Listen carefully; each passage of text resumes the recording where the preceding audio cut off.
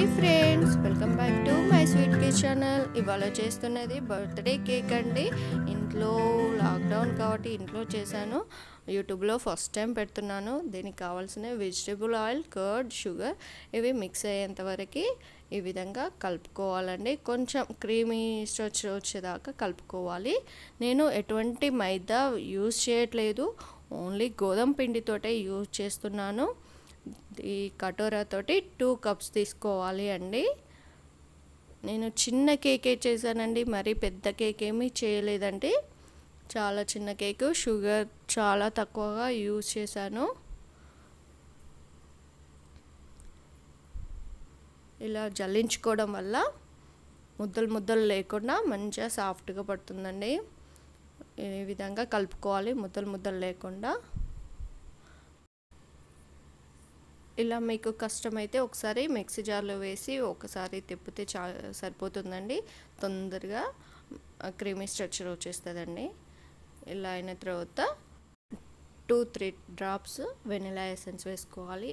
అలానే 1 table spoon baking soda, వంట soda 2 కలిపి 1 టేబుల్ స్పూన్ మాత్రమే వేసాను.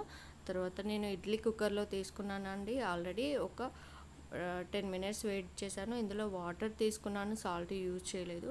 అందులో ఒక కటోరా పెట్టి అందులో కూడా వాటర్ వేసాను.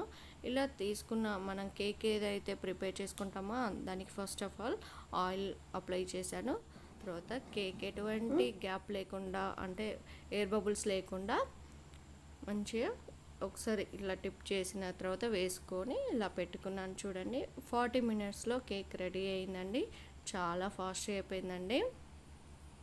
ఇంకొక 5 మినిట్స్ ఉంచానండి. కొంచెం కావాలి, కొంచెం స్పూన్కి అంటుకుంది, కొంచెం ఆ వేడికి సరిపోతుందనేసి ఆఫ్ చేశానండి. అంతేనండి. చూడండి ఎంత సాఫ్ట్గా, నిజంగా ప్లఫీగా వచ్చిందండి. చాలా సాఫ్ట్గా వచ్చిందండి. దీనిపైన నేను చాక్లెట్ని కరిగించి వేసానండి. ఎటువంటి వెప్పడ్ క్రీమ్ లేకుండా ఇలా డెకరేట్ చేసుకున్నాను ఇంట్లో వాటితోటే. పైన బ్రెడ్ రోస్ట్ ఉంటాయి కదా, వాటిని ఇట్లా అప్లై చేశాను. అంటే ఇట్లా తురుముకొని చేశాను. మన జెమ్స్ ఉంటాయి కదా, చిన్న చిన్న జెమ్స్ వేసానండి. అంతేనండి. Thank you for watching. Please like and share.